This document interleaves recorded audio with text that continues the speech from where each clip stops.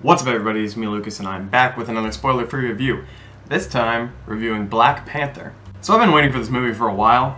It's been something that's been very high on my anticipation list.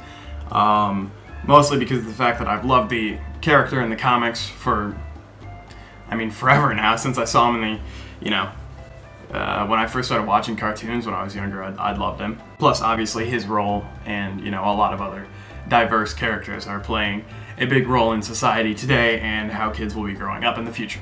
And I would like to say first that, at this movie's core, it is a good movie. In this video I'm going to be talking about deeper meanings, but even if you went in and didn't pay attention to any deeper meanings, you would still enjoy it as a superhero film and as a film of a king learning to protect his country. So first off, I'm just going to review the movie as itself. The effects were great. At some points it was a little spotty, but that's okay because, not everything is completely perfect. The script was good, all the dialogue seemed to be pretty good. I'd say the first few minutes were a little shaky, mostly because they just didn't quite make sense yet, but thinking back on them, I think that they were alright. There were funny lines, everyone in this was great. Chadwick Boseman was great. Forrest Whitaker, Michael B. Jordan, everyone else that was involved, Martin Freeman, Andy Serkis, everyone was great in this film in the part that they played. And it did have, everybody seemed to have an effect on the film in their own right. So to get out the spoiler-free review right now, I'm just going to say that it's a good movie. I'd give it about a 9 out of 10, most likely. And I would go see it again, and I'd definitely buy it on DVD or Amazon. The effects are great, the comedy's great, the action's great, everything about it makes a good superhero film. And I think the general audience will enjoy it. And now onto the spoilers. So what I didn't like about this movie was really only one thing. Of course, in the future I'll realize other things that I didn't like about it, but as of right now I'm just going to say that there were just, very, very small things, because it was that good of a movie. It was just small nitpicky things.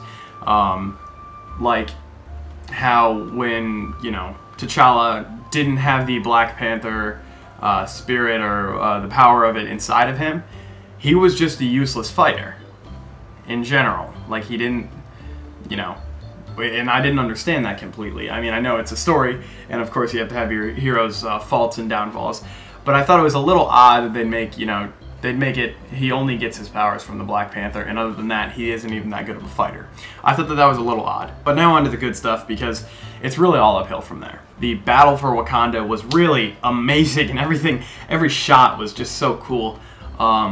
And of course, seeing, a minority completely like that, all band together and, a film at this scale, which isn't relying on, major white characters, white men, it was good to see. It was completely well executed. Obviously, at my core, I think that the deeper meaning was that, at least for, it seemed like there was some racial tones in that, which makes sense, obviously, because they have to talk about that. But it seemed to be, if you want to resist, don't resist by violence, but resist by peace.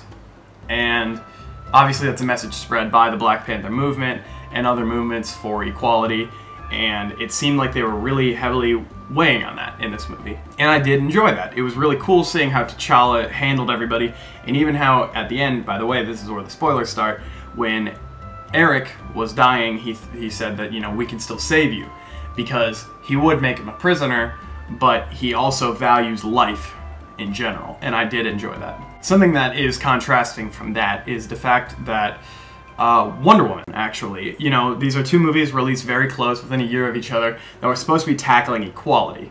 And while Wonder Woman was an okay movie at its core, I think that the message went a little overboard, and it was almost as if, in my opinion, the pendulum swung too far in the other direction. Obviously, I assume many people who watch this video might find that sexist in the way that I'm saying it, but I do not mean it in that way at all. It seemed as if in that movie they were going against their whole equality message. They were trying to, but it seemed like their pendulum swung to the point where they were trying to shove, the female gender into the light only, and it seemed like they were then looking down on the men completely.